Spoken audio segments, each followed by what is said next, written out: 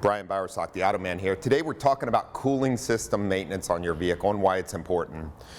There's basically two types of coolant, regular ethylene glycol coolant and what we call extended life coolant, or OAT or hybrid, or there's a lot of names for it, but we're talking about those two types of coolant, why it's very important to replace the coolants in your vehicle. Coolants break down over time, and therefore they do not prevent the corrosion prevention needed.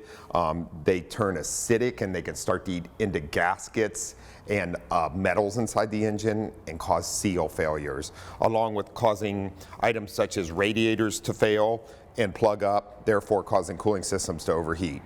So basic cooling system maintenance consists of replacing the coolant, and you should replace the thermostat at the same time when doing so.